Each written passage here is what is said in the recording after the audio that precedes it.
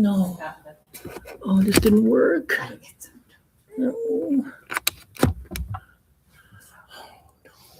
Inhale. Wait, maybe we get lucky. No, we didn't get lucky. No, no, no, no. No, no, no, no. Oh, no. No, no. No, no, no.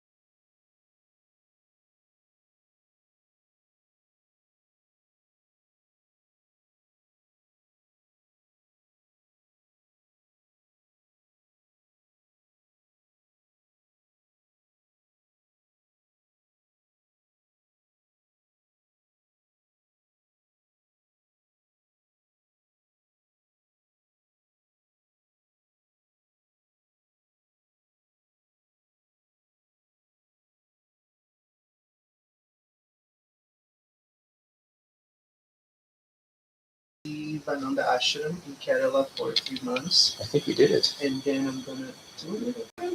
Then I'm gonna Yes. Hishkash, You but did I'm it. asking them to convert the Hishkash with the Jai Ma. We fixed it. They couldn't hear me, but they'll hear you.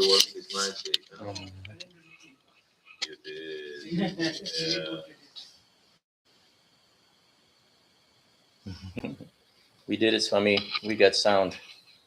So they couldn't hear me, but they'll hear you now. You can face the laptop. Well, I never thought I would become a monk, but Yes. but I really fell in love with all this. It's okay. All right, we got it working again. We got it working again. One thing I did- so I did learn. I learned a way to fix it when it's not working. I see. Okay. So we do have some people coming. I see. But we can wait a little bit. Well, it's up to you. Yeah, we can get to know each other a bit, and then let's see.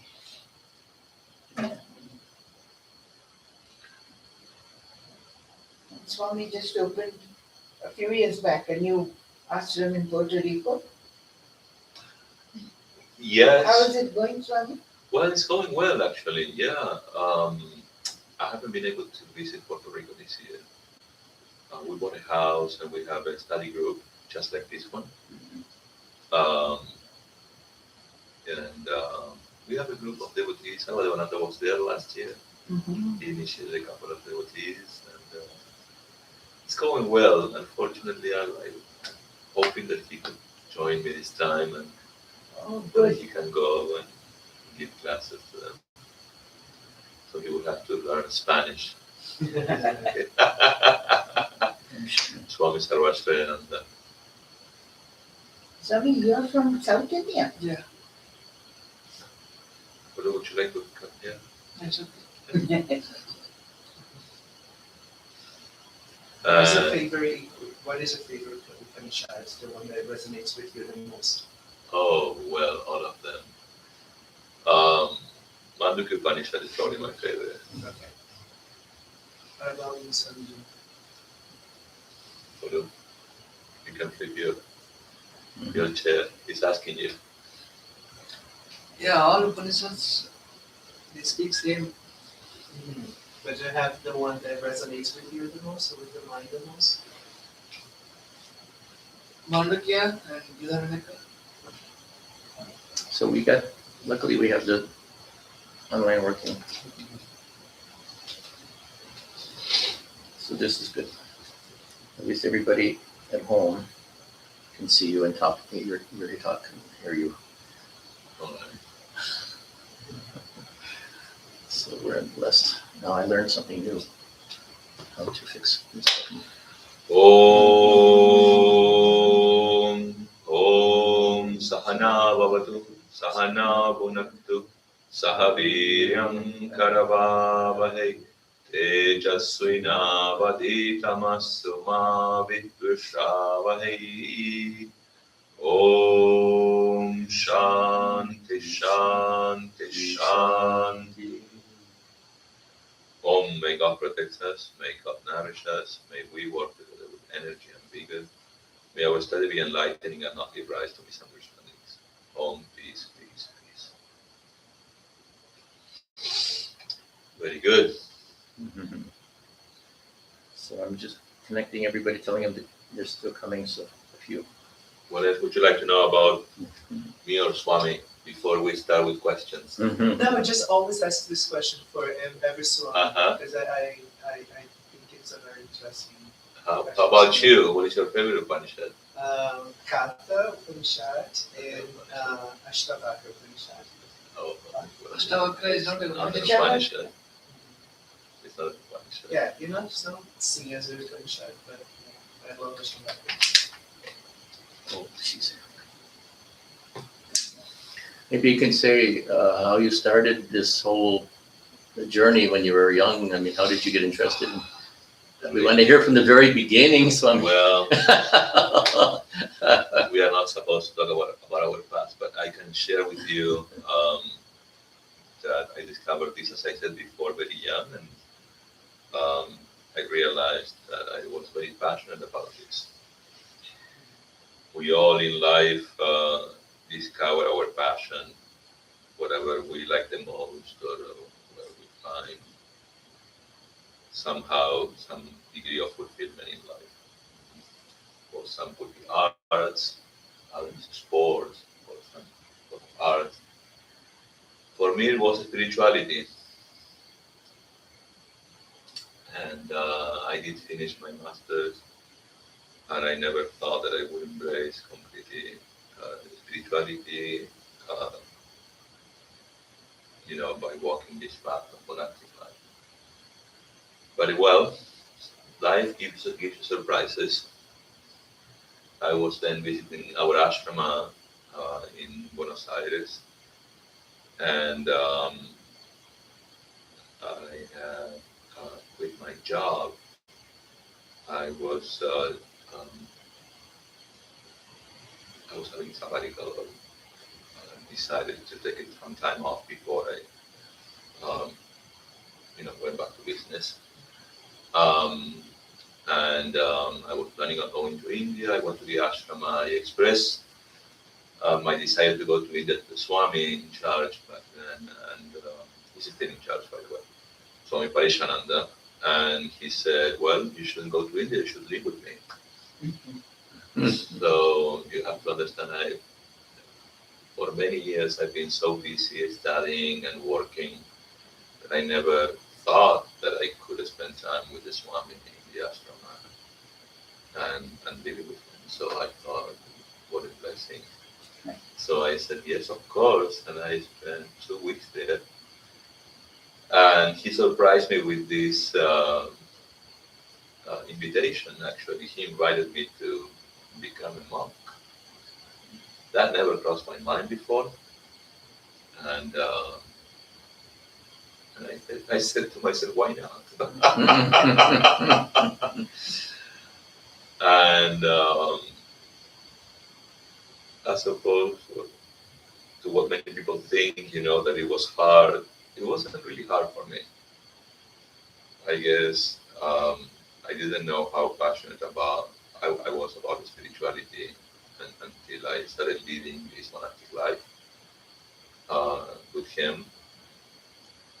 I spent 3 years in the ashrama, and then I was due to go to training center where I met Swami Sarvashrayanandaji back in 2005. And we became very good friends immediately. Yeah, it's a beautiful story. We sat right next to each other without knowing, of course, each other back then. And we started talking. And we've been in touch since then. And surprise, he's now here. And this one. Yeah. How did he get assigned to Trabuco? That was just a. Well, it was. Yeah. I asked Thakur, what about bringing Swami Sarvashrayanandaji here to Trabuco? And I offered, and it worked out. So,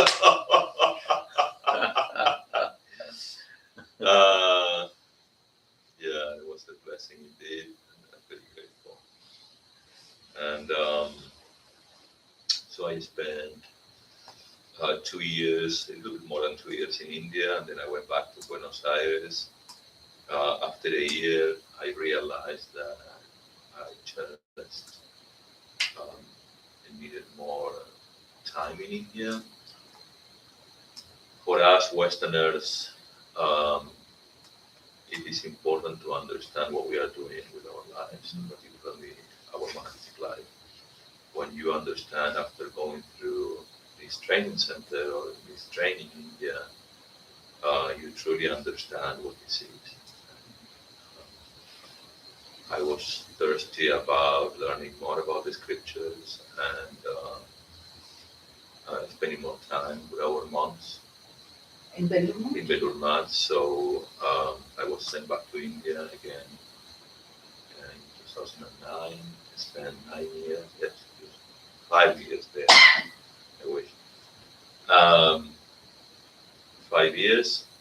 I was then appointed to a center that was Vivekananda University. And I spent 5 years until Swami Prabhudananda requested the Western monk, to come to San Francisco. So I was sent to San Francisco in 2013, and I spent 2 years there until Swami Sarvashrayanandaji heard about me, and he requested me here in Southern California. So I've been in Tramuco since 2015. And yeah, I've been there since then. Yeah. Lots of challenges, but it's been a great experience. And still is. Hello, welcome. Oh, good to see you. I was telling them about a little bit of me.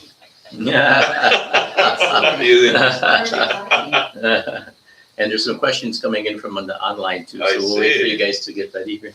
We'll be all set. I want you to enjoy this. Oh, I love it, you kids.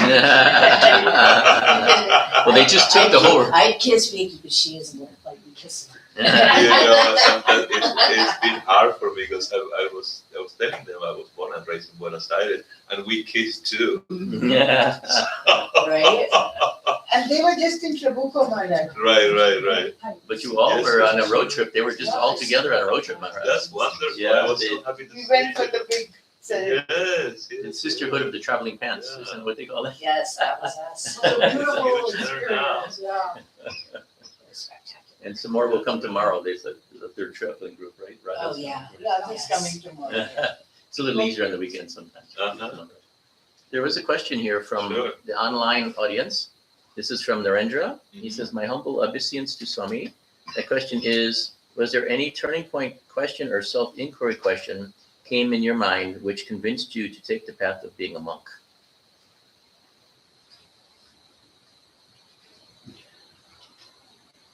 Well,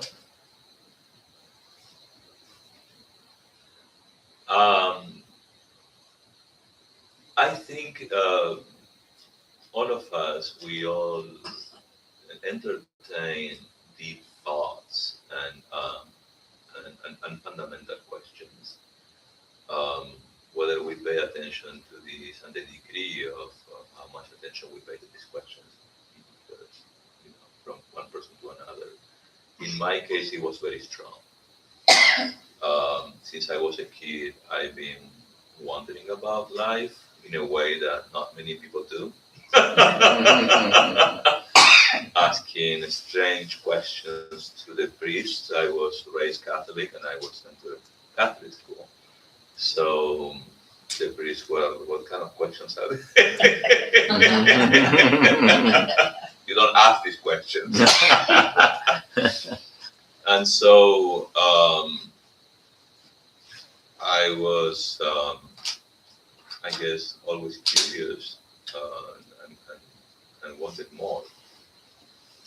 Until I discovered Vedanta, and the first time I attended the lecture, it was like, oh my gosh, I know this. He's thinking like me, and that was Swami Vivekananda. I was expressing that he is thinking like me. Imagine.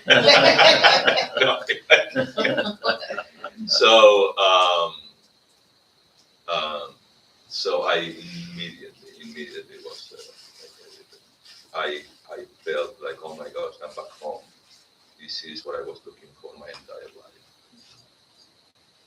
That's how it happened.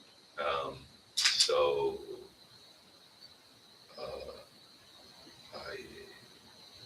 I asked, what should I do? I was told what to do. I was given a mantra. I learned the different meditation techniques, etc. And I was very, very, very committed and disciplined.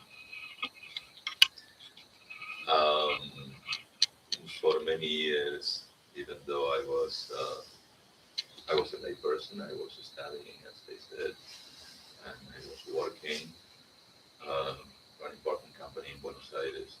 I think it's also in Brazil, the Chin. Yes. Yeah. So, but my heart was, I don't know, somehow I didn't ask many questions. I understood what needed to be done, and I was doing it, trying to stay inspired, uh, connect with this every day. And I wouldn't miss my daily practice. I couldn't compromise that, and I would just sit and read and stay inspired. I started reading books that were not taught by the Swamis. I started reading Prakana Granthas or Vedanta Saga, Vidika Chudamani, books like that. And surprisingly, I could understand. So when I checked with the Swamis, they were saying, yes, it's exactly what it is. So, but I always had more questions. I just needed to understand everything about spirituality. And so the answer to that question is, I think the degree of my curiosity to understand fully what spirituality was all about, and was so strong that I didn't care about my life. I was, willing to give it all. And I did. And it's been over 25 years now. that is that is how it happened. Yeah, this is just a means for us, monastic life is a means. We get the opportunity. I guess the answer to that also is I thought about it and I was, this is what I am passionate about the most. I don't have any other passions. I mean, I can do many things well. I can train myself. I can do many things. But the only thing that I absolutely love is spirituality. So I couldn't help that. Monastic life, I thought about it, and to be absolutely honest with you, it wasn't, I was always, I knew about Ramakrishna Vivekananda, of course, for many years I've been reading them, but I never thought of me leading his life. Because it never occurred to me that I could do that as a Westerner, you can say. It never really crossed my mind. I was saying, no, forget about it. But since the Swami asked me or invited me, that was the moment when I was like, wow, you think it's possible? And he gave me the strength. He said, I think you would be a great monk. So, well, if he can see that, I was sure I can, let's do it. And many of my friends were surprised, and I guess they are no more friends because I've never seen them again. But yeah, no, somehow I did not look back. Many people who actually knew me didn't think that I was going to make it, or they thought that, what are you doing? This is kind of, they didn't think that I was serious enough. I think I did.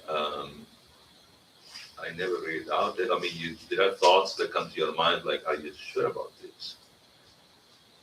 But I I guess I'm fortunate to give priority to what I feel. I listen to my heart, not my mind. Because if you listen to your mind, everybody says, no, you're crazy. You know? But my heart says, it's okay. So one of the things that I thought about is that, well, what a perfect, actually, excuse to do what I want to do. As monks, we are pushed to think of God 24/7. That's our main duty. We can't escape. So we always have to bring the thought of God to our lives,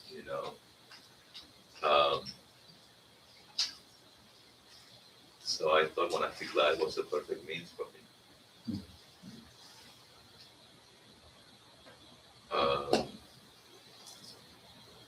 So and the beauty about Ramakrishna Mission, because we are fundamentally monks, nothing else. Of course, we honor our teachers, Sri Ramakrishna, Holy Mother, Swamiji, and our lineage and our ancient lineage, coming from Vyasa himself, But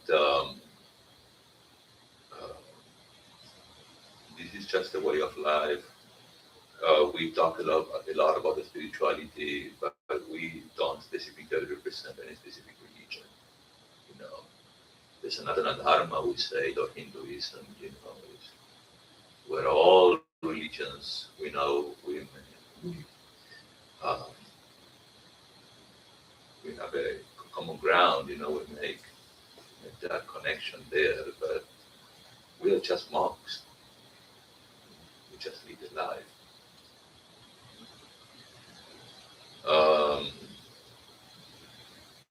And we have a great fortune to be supported by this organization that gives us a lot of freedom. And I appreciate that a lot. We can all express our spirituality in different ways. We honor our teachers, but I'm still Catholic. I love Jesus. I love Virgin Mary. And all of us sometimes we go to church. We are very free, and that's beautiful.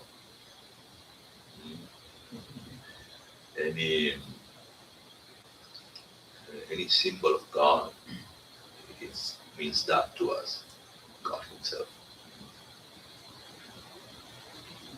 Did I answer the question? He said, thank you, Swamiji. There's one more question he has.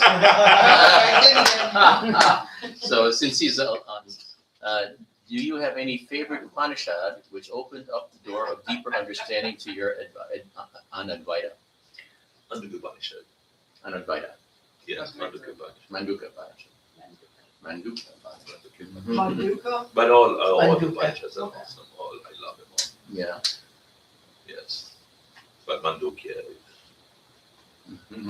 exquisite. He said, thank you. Of course. Okay, now from the live studio audience, I have some questions. That Not actually, necessarily about me. I think I told you everything about the spirituality, questions about, if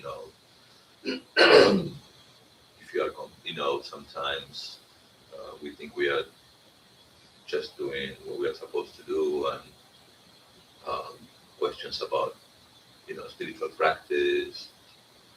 Yeah. so I have that question, just prompted a question, but I do have a question I wrote down for you Oh, great. too. Yeah. But I That's a have good another question. question before. So, based on what he just asked you, so I've been studying things and gratefully was initiated by Swami Dhyanayogananda this year, earlier this Beautiful. year, so I was happy for that. But in reading these 4 years, I just kind of picked different things and read, and it never occurred to me to actually till this week, till we got back from our trip, to look up, is there some order the things should be read? Like that never occurred to me before, and no one's ever said, hey, you should read things in this order, right? So what I had looked up said in multiple areas too, that technically if you read the Upanishads first, you might not understand them, but you read them, and then go to the Brahma Sutras, because the Brahma Sutras kind of break down the Upanishads or give different explanations. Is there any truth Did to you that? ask ChatGPT or AI? You must have. Excellent. He's like, I read right through that one. Well, Well, I kind of want to hear it That's awesome. from somebody who lives it, if that's a good advice or not good advice, or Look, what are your thoughts on that? we need guidance, okay? We definitely need guidance, and it's an excellent question. Right, There are different ways to be introduced to spiritual life. You know, I always think that we need inspiration first, Mhm. and inspiration usually comes from teachers or I agree. or somebody who we look up to. You know, in our case, we look up to our teachers and our lineage, Sri Ramakrishna, and personally, I still find a lot of inspiration. I don't stop reading Swami Vivekananda or even the Gospel of Sri Ramakrishna. It's a must read, like every day. If it is a spiritual practice itself to read the Gospel of Sri Ramakrishna and analyze it. Mhm. Um,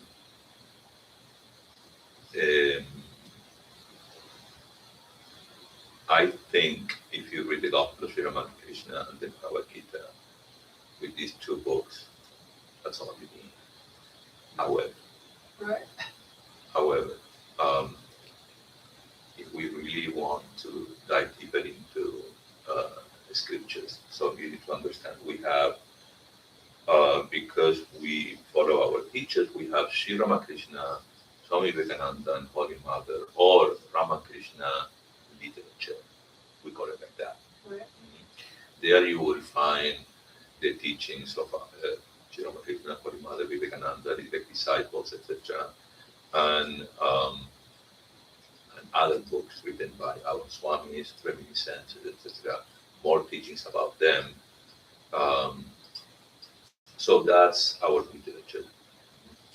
If you like this perfume, you know, Sri Ramakrishna, Holy Mother perfume, I invite you to read this for the rest of your life and find inspiration there. If you like Vedanta, and I'm sure you do, you must read Swami Vivekananda, Okay, and you must study Swami Vivekananda.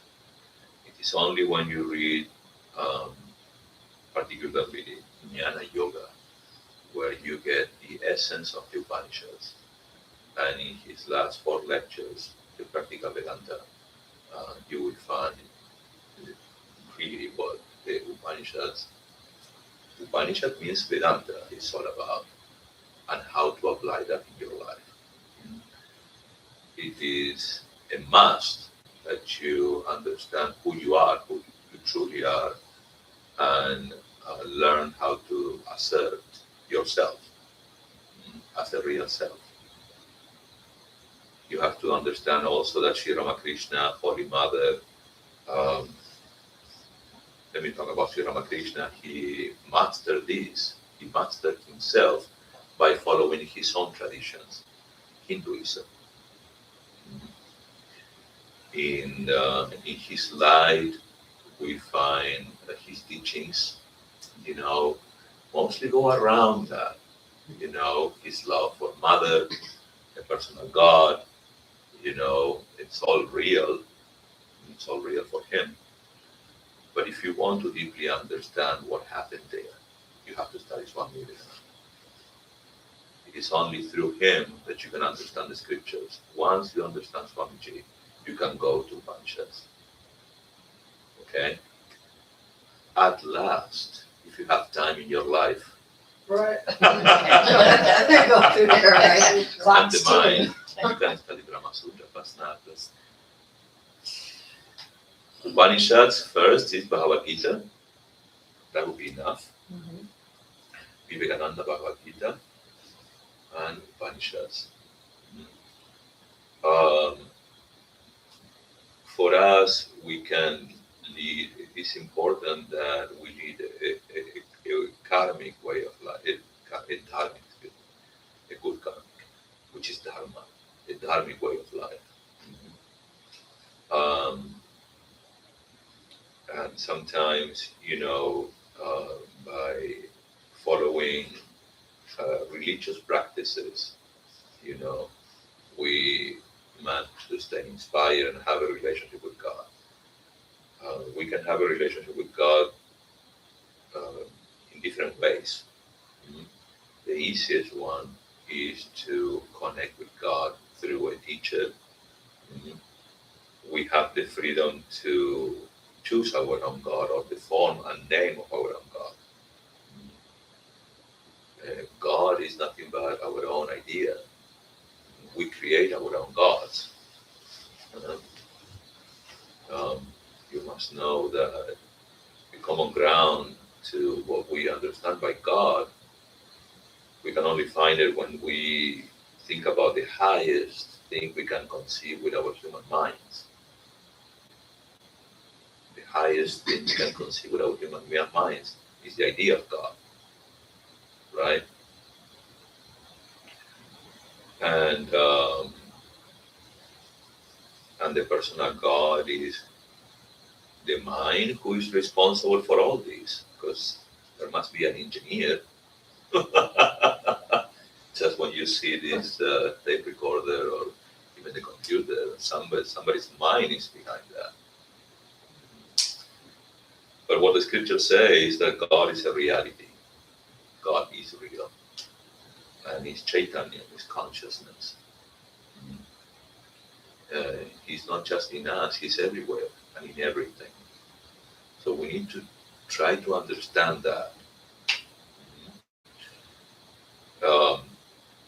Sometimes it's too much. Our minds cannot reach such vastness. And it's so abstract that you need to get hold of something. So we need to work with our minds and prepare our minds. That's why we need to understand this very well, because we need our minds to understand the subtleties of this reality. Whether we see it or not, it doesn't matter. It is a reality. you know, uh, every day we are so immersed in this the fantasy of life, but the reality of God is there in the background all the time, and it's us, and He manifests through us as us. Mhm. I know it's too much to accept, but we have to. And if we can't, then we have to work with our minds. It's only the mind that this reality is a spark manifest. So to work with our minds, religious or spiritual practices are necessary. Our minds are so polluted. It's like gold, dirt covered with dirt. So we need to remove that dirt. And we do that by, first thing first, following a dharmic way of life, following values. Religions provide these values. They invite you to have a relationship with God. It's usually a personal God. Usually religions are dualistic. So propose a God with name, with form, and not just religion. Sometimes, great personalities or charismatic personalities also project themselves as sources or maybe God themselves. Sometimes I hear people talking about, because so and so, my guru is God Himself. What do you think? Is it true or not? Yes, it's true. God is everywhere, everything.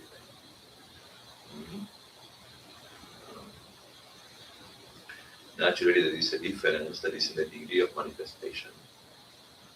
So that you say that somebody is God to you, it is good for you and is a source of inspiration for you.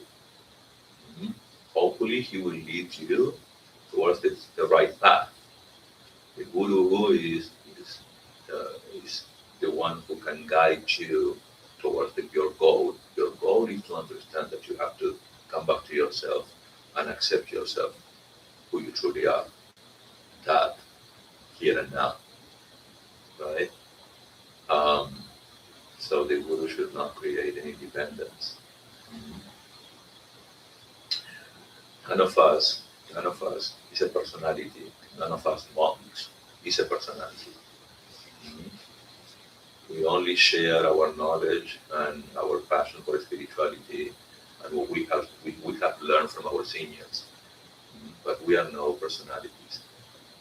I say this because sometimes, we look up to our swamis and etc., which is nice and it's good for you because we also play roles in the society, right?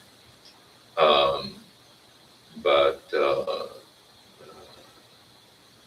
we have no personalities. You know? So back to the principle of God. Um, what we as swamis, we invite everybody to have a relationship with this ultimate reality. Mhm.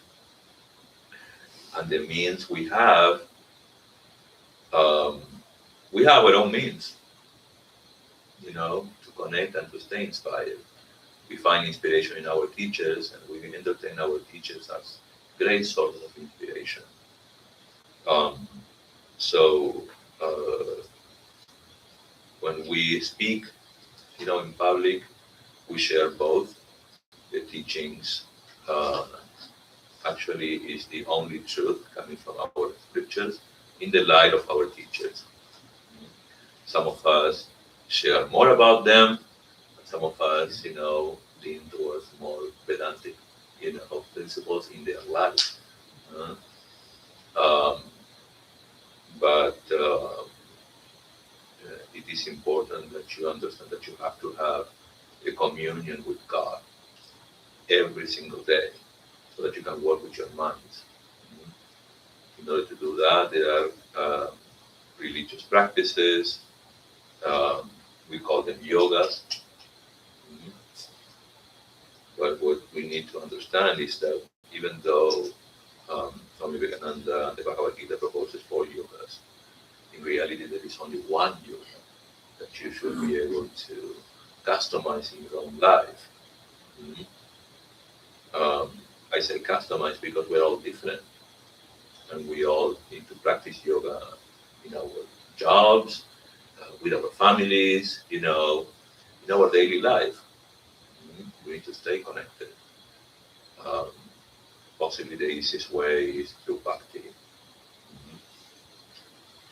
Having a relationship with a personal God and offer Him everything and think of Him is the easiest and best way and fastest way to, to stay connected. It is you find this teaching and advice in the Bhagavad Gita. Lord Krishna, it's all He says. Think of me. Offer your mind and intellect to me, and I'll be there. You shouldn't doubt that. So, to be able to have your own Krishna, and connect with Him, talk to Him, offer your everything, every single breathing, it's a beautiful means to stay connected and have communion with God all the time. Um, Possibly the best way is your breathing. Breathing is something that we can't avoid. If we stop breathing, we die physically. So every breathing and every breath out, you should think of your God, and that way everything you do, it's offered to Him. So if we get that and if we understand that as a means, that's wonderful because we can practice all the rest of the yogas.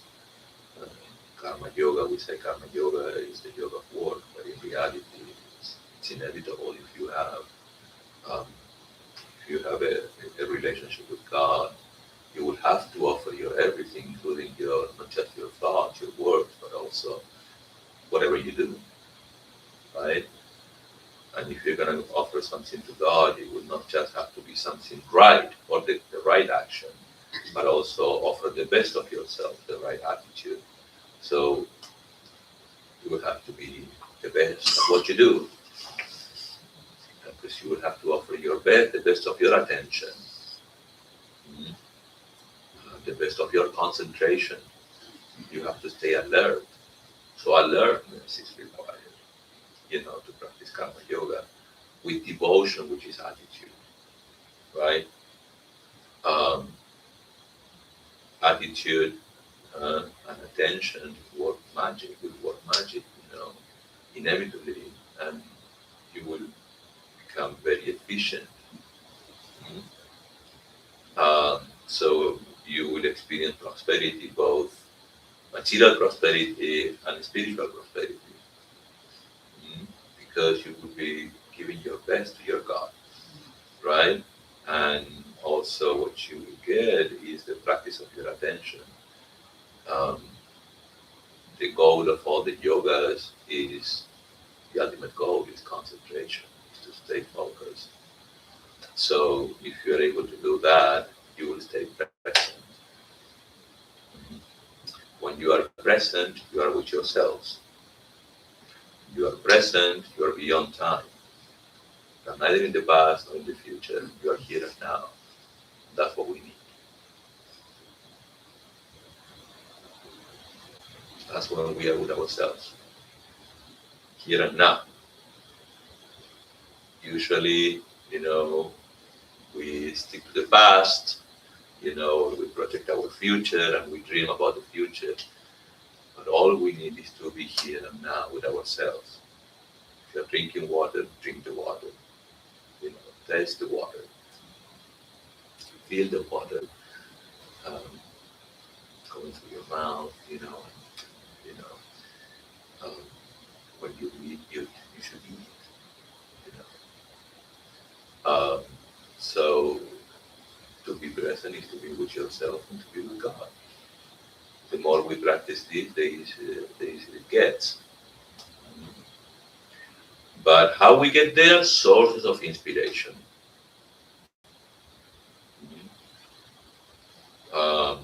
These yogas will give us the mind we need. Because there is a reality that we can't really run away from. We are already that. Whether we like it or not, we're already that. You're already divine being. You are one with the ultimate reality.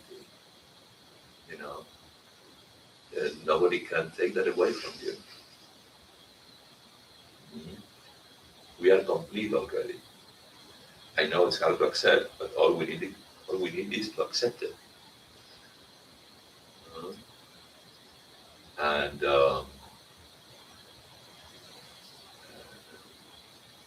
just to contemplate upon that, that is the highest practice. In the beginning, the practice is a dualistic because there is a subject and an object. The object is what you meditate upon. You want to become the object of your meditation, right? When these two become one, that's all it is. That's when we can have the understanding that you are always a subject in everything. And when we manage to experience that, we find fulfillment and we stay content.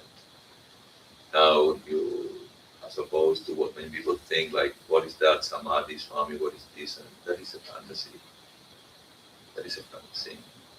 All we need is to stay fulfilled, stay content all the time with ourselves. We are still subject to the laws of nature. We can't escape that until we give up our bodies. Until then, we have to stay connected, inspired all the time. No breaks. It's not hard, really.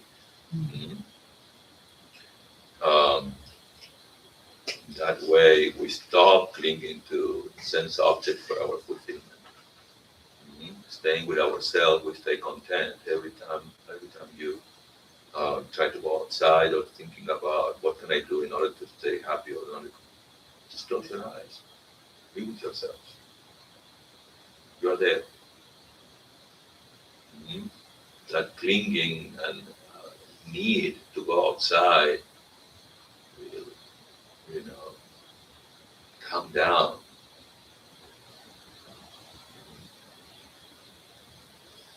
And gradually, it's this life, it's just such an amazing opportunity, such a beautiful experience.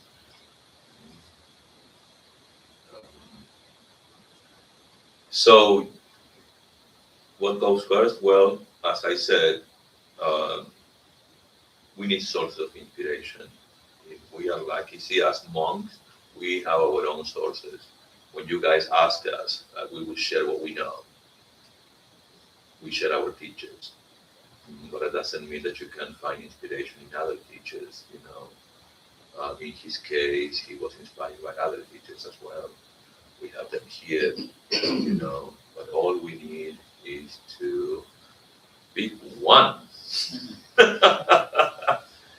Okay? And in that one, see them all. In our case, most of our monks, we have a very strong, deep relationship with Sri Ramakrishna. He's our teacher. Or Holy Mother. All of them, they make one, When we go to church, we see Sri Ramakrishna and Jesus, or in Virgin Mary, we see Kali or Mother Durga, there shouldn't be any conflict. But you should stick to one. If you've been initiated in a lineage, you should stick to that name of some form that will help us. Our minds need that. Otherwise, we have enough of duality and diversity. We need to get all of one. In that one, we give our full devotion. So first, if you are into Ramakrishna literature, find inspiration. There are so many books. Swami Dhyanayogananda translated many books into Spanish, into English. There are so many of our monks, wonderful contributions. Dhyanayogananda, all great scholars. One of the things I discovered when I discovered Vedanta is that I've been to other organizations before discovering Ramakrishna. I discovered Ramakrishna in 1992. Until then, I was here and there. But I discovered that in this organization, they were studying our books. Translation from our own Swamis. That's mostly all the Yes, yes, our own Swamis. So why don't you go to the source? And to my surprise, the first book I bought in these esoteric bookstores that, back in the day, there was only one in Buenos Aires, very well known. And I bought a book. And years later, I discovered that book was written by Swami Dhyanayogananda, a disciple of Swami Vedanta. It was Hinduism at a glance. Of course, it was in Spanish. And, what was it? Hinduism at a glance. Oh, Hinduism at a glance, okay. Hinduism at a glance. And I was surprised. I was like, oh my gosh, this was the first, it was meant to be. So yes, our books, our monks are really very, very good trained. I'm very, what can I say? Oh my gosh, don't get me started. Not just honor, I'm so grateful, and just to be a monk of this monastic order, it's wonderful. Like you originally said, to follow your heart, not your head. Yeah. And my heart tells me to do it like I'm doing, because I get attracted to the Dhyanayogananda, or I just read How to Know God, or different books. Yes, But yes, yes. when I looked it up, it said, "Oh yeah, if you're going to do it, you should do it like this." Like, that can't be. That doesn't feel right. But I just wanted to ask the question so I could get it out of my head. So, Just to get it out of my head. we need, so usually, traditionally, we moved a little bit away from the tradition. We learned Vedanta, from teachers, and that's the tradition. We need to have legitimate teachers to basically be able to understand the essence of the Upanishads and have guidance, on how to apply this in our lives. Otherwise, we tend to read Vedanta as saying, yes, I am that, and you am that, and nothing but the ego, and that's not the practice. Right. We become extremely selfish and self-centered if we don't get the right guidance, right? That's a huge danger, studying Vedanta on your own. We need guidance. For that, Swami Dhyanayogananda says it all. It's extremely clear, So if we truly, and we are honest and sincere, we have Sri Ramakrishna and Swami Dhyanayogananda to guide us. Of course, you have our Swamis also, but sometimes, we think we got it, and all we end up doing is just inflating our ego and creating more problems for us, because instead of being unselfish, we become very self-centered, selfish. So that's a sign, you guys. Okay, the sign is freedom and love and unselfishness. And that's what we practice here.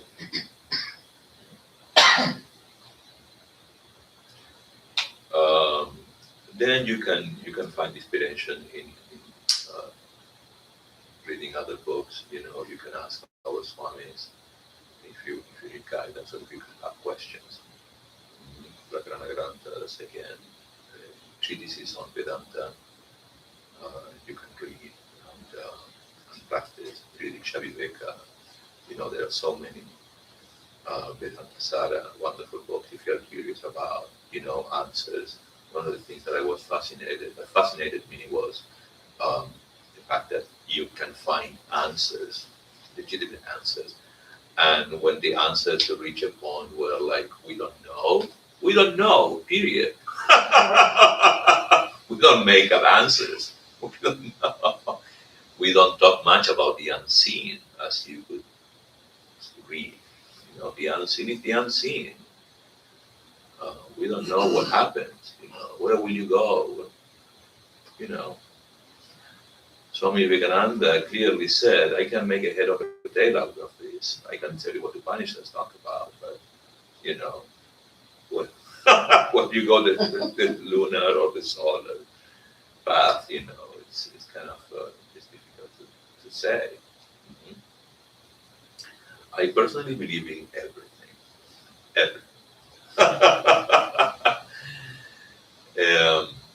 But we need to have guidance, and always follow the path of Dharma in our lives.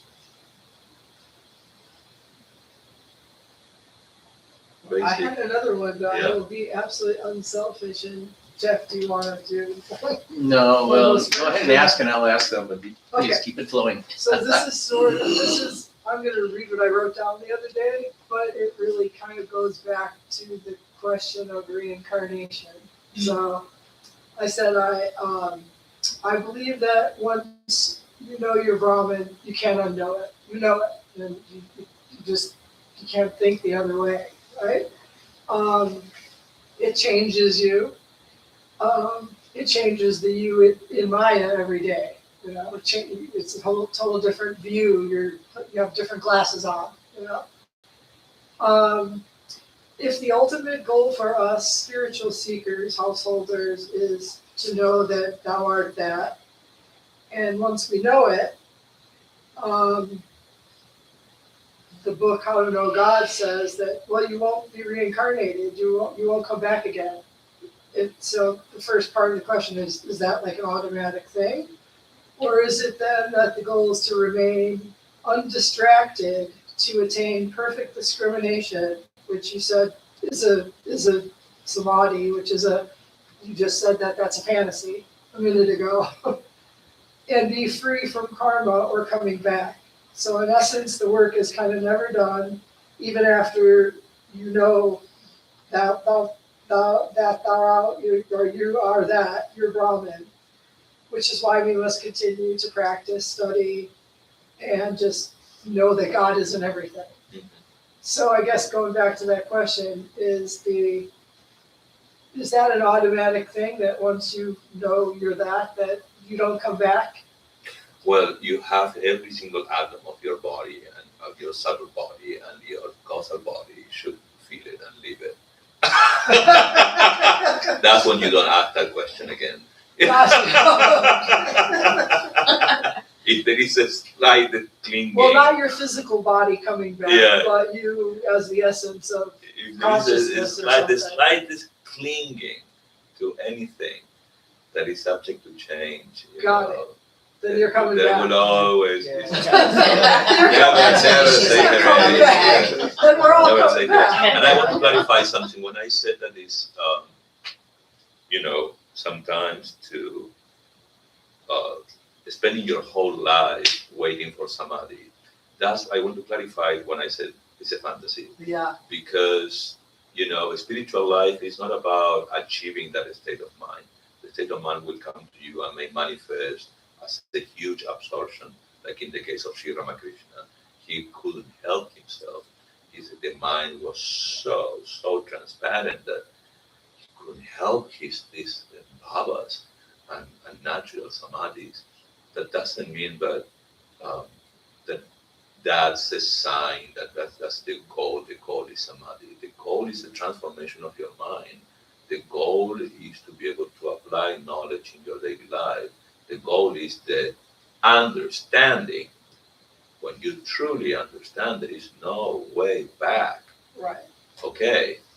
Now, that can translate, in your case, it could be samadhi. In others, it could be the transformation of your mind, could manifest or express.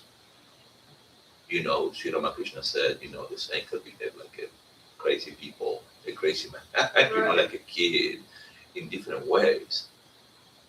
We never know, but surely the sign of this is pure love. It's nothing but pure love. I mean, there is nothing else matters. Right. So. So thank you. It was So kind why of like I an say answer and a this- question. Why I say this, and yes, what you read is kind of nice. It is important, those who are devotees and natural devotees, sometimes you don't need to say, don't bother them. They are devotees, they are followers, they are, following their own path, Regardless, I am of the opinion that we should understand bhakti. Bhakti should be understood. Why you have to be a devotee. Why do you have to practice devotion? It may flow naturally in you, good for you if you have that tendency, to just flow with, with love and dance with Krishna, those who are into Krishna, but otherwise that should be understood. The Lord, what we call God, is of the nature of, Ananda Swarupa. It's of the nature of love. The easiest way to connect with Him, is express our heart. Is through our heart. And love can only be expressed. I'm going to be talking about this on Sunday. Can only, what is love? We have to ask ourselves, right? But it's coming on Sunday. If I start talking about this, I would just put this. No, it's fine. It's okay. But that's the easiest way. So when you understand that devotion is a must, because we need to be careful, then that is a good take care of everything, seriously. That is not conviction. How do you practice bhakti yoga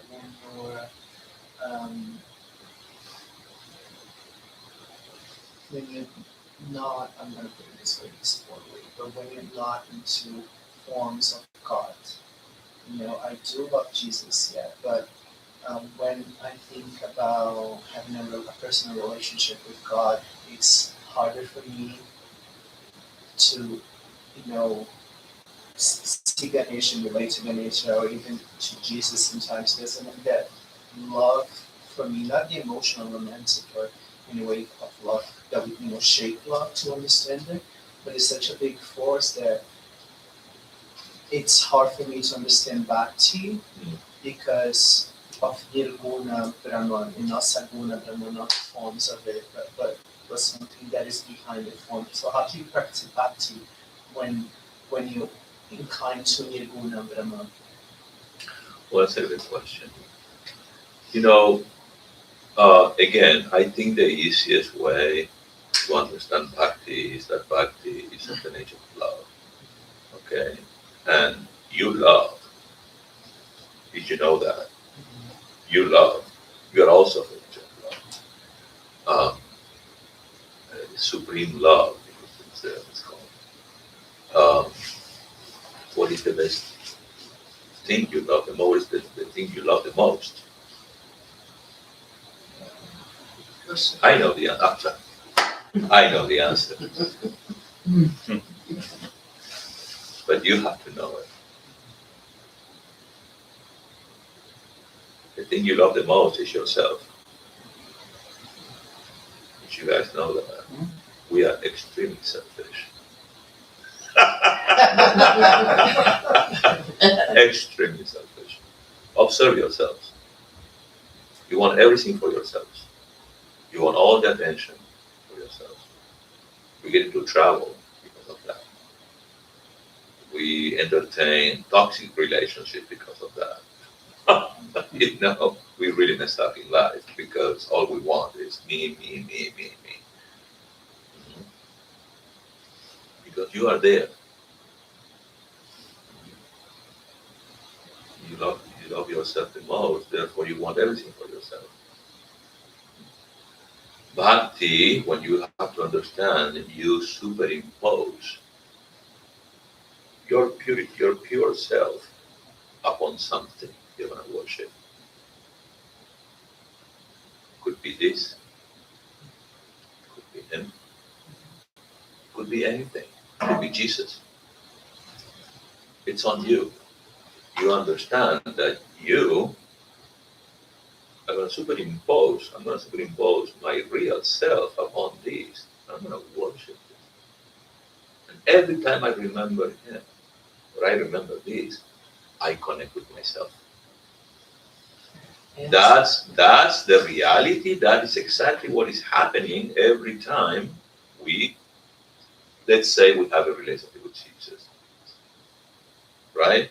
And Jesus is our thing. Jesus is my Lord, right? Jesus is the Son of God, as he expressed it. Therefore, we think of Jesus, and immediately there is magic happens in our heart. Oh, Jesus is in my mind. You know, he appears in my mind, on my mind screen, and I feel, I feel blessed. You know, I feel okay. Jesus is with me. He becomes a means, an external object. We really didn't get the opportunity to meet Jesus. We have an idea, you know, we have pictures and, you know, we really don't know how Jesus looked, right? But we go to church, we see the cross, we see Jesus, you know, so Jesus look like this, right? So every time we look Jesus and we have a connection with Jesus and we believe that Jesus is the Son of God, immediately Jesus becomes a sort of inspiration to us. So the magic happens when we see Jesus, we come back to ourselves and, oh my gosh, here's God. So are you saying use it as a tool if you need it, but if you know you're that, then that's okay? No, you know you're that, Right. but you have to express it. the expression, to express this in our life is not easy. The manifestation of our divinity is what the spiritual life is all about, which is not easy. We've been lives entertaining that we were not that. So to undo all that, it takes time. Deep within yourself, if there is a spark of understanding or something that says, I know this is true, and I take it, then you have to manifest it. You have so many old habits, so many impressions, that you need to work with. Behavior, patterns, that are seeds. So you need to give yourself, we have to be extremely patient with ourselves. Right?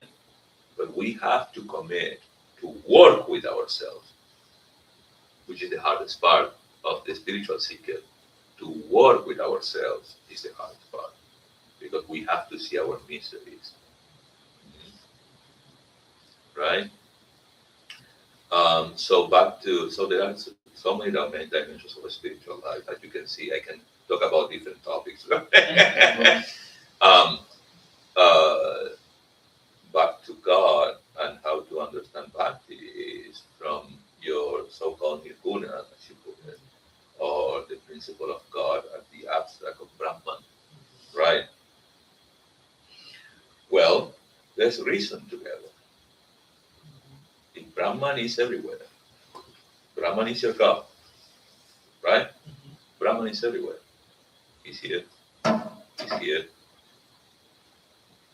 But clearly, Brahman manifests the most in the highest living being on earth, which is the human being. Because we have the capacity to discern, to analyze, to reason, not animals. Animals have the instinct, which is memory. We have instinct, but we have the capacity to reason and discern and discriminate.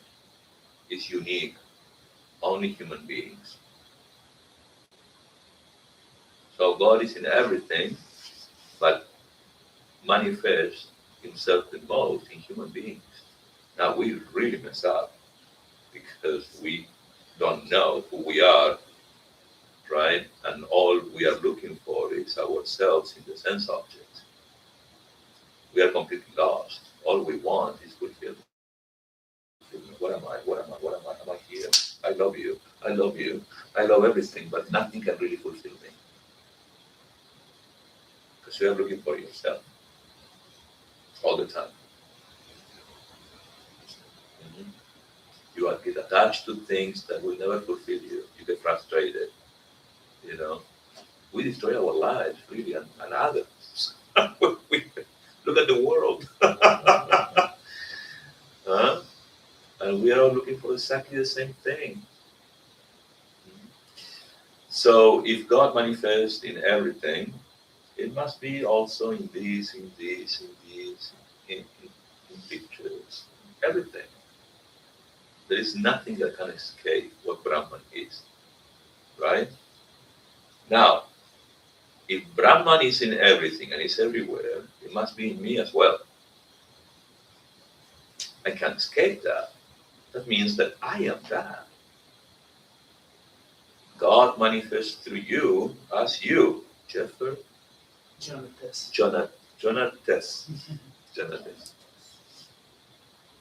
God, Brahman, manifests himself through you as Jonathan.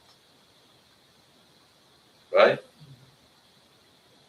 You see what God, what do you mean? That is, yes, God is manifesting himself through you as you. The limited you.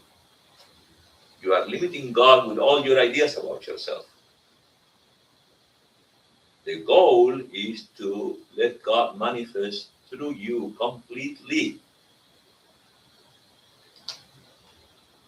Completely. So for that, and this is the hardest part for a spiritual seeker, we have to die.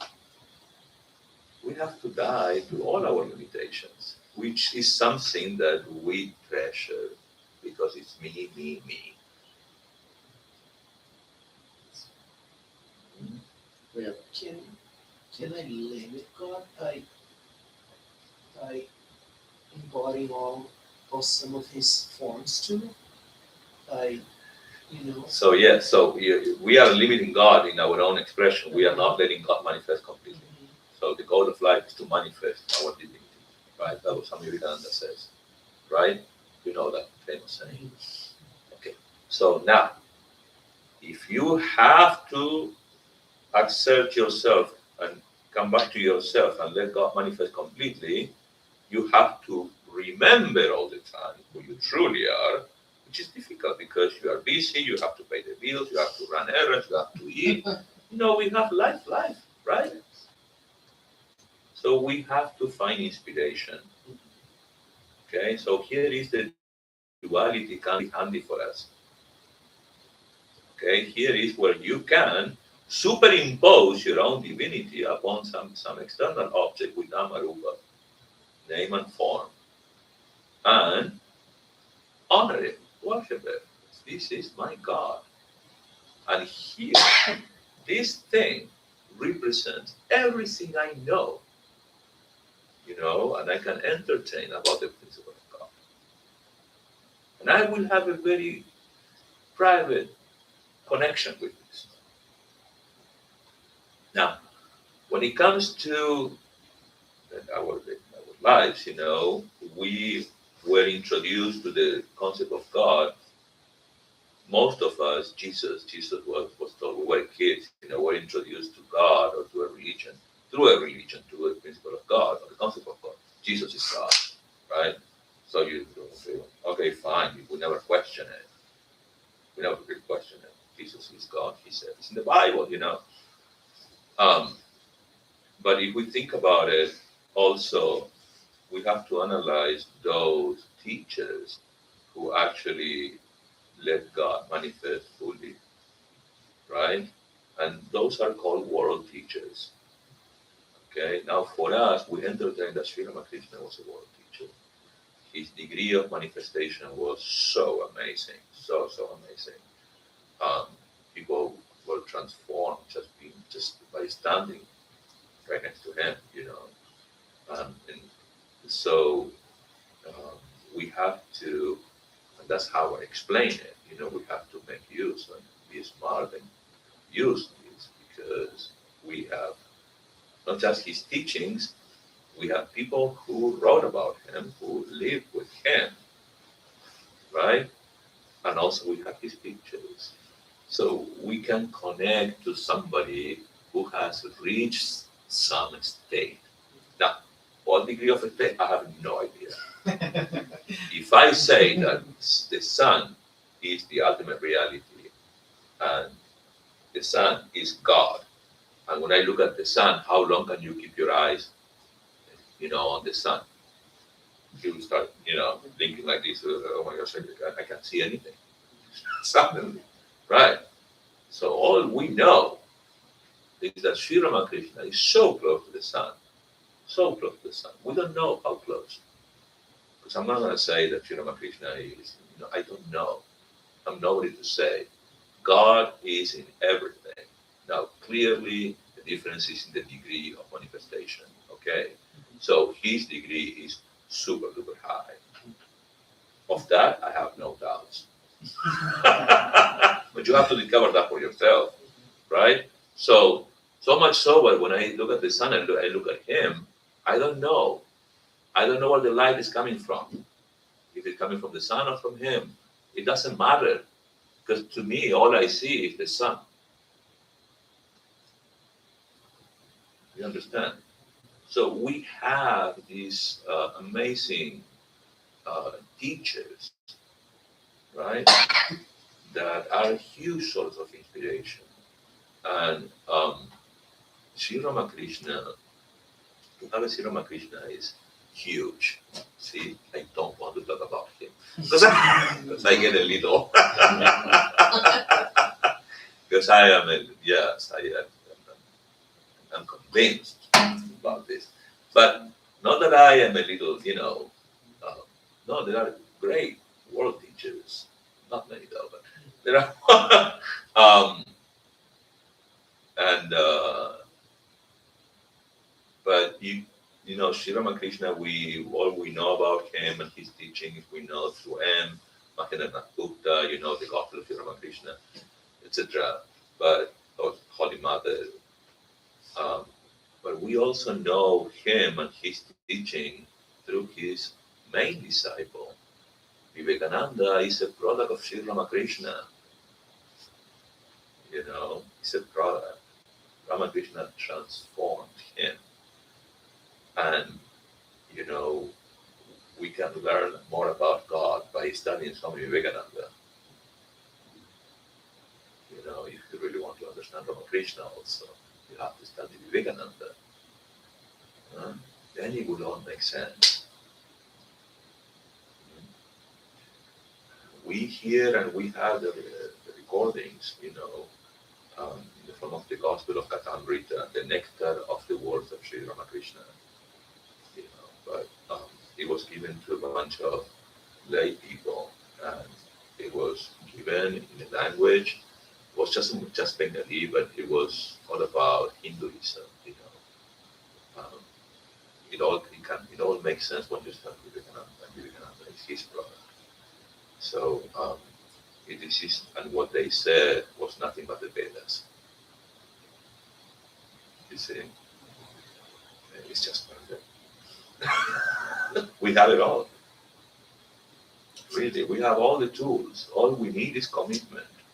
All we need is to truly love this so that we can make this the ultimate goal of our lives. We have to love this more than anything else. If we are smart and if we use our intelligence, this is the priority in our daily life. We got this, we got all.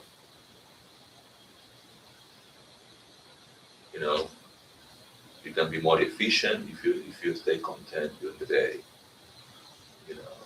The only way to stay content is not because somebody called you and goes, "Oh, I love you." It's because you connect with yourself. So it's a choice. The practice of bhakti, you have to understand what's happening there. In the beginning, it takes time. But just like when you fall in love, you love pets, you have cats, dogs, you love animals. Huh? No, I haven't had dogs in so Okay, so what do you love? Learning. Okay, nice. But come on, give me more. What else do you love? I mean, you love your parents. Yeah, I love my parents. I love to be on stage. I love to perform. Okay, nice. No. Okay, human beings. You love. Who do you love the most? You love my mom. Your mom. You know, it's great. Your mom. I also love my mom a lot. So that kind of connection, 1,000 times more, you should have God. That I love. You have to create a love relationship, not a romantic love. I mean, some people can go there, but it's not my thing. But just as you love your mother, but even more, because in him everything is, including your mom. So there is a way to express our love. We express our love. We talked about this on Sunday. That is with care, with attention. So we are lovers. Okay. So why don't we start, putting our attention on something that reminds us that ultimate reality. It's a means to stay connected. And it's very close to you. It's private also. It's only you and your lover knows what's going on. It could be a mother or a father. That's how it's presented, traditionally.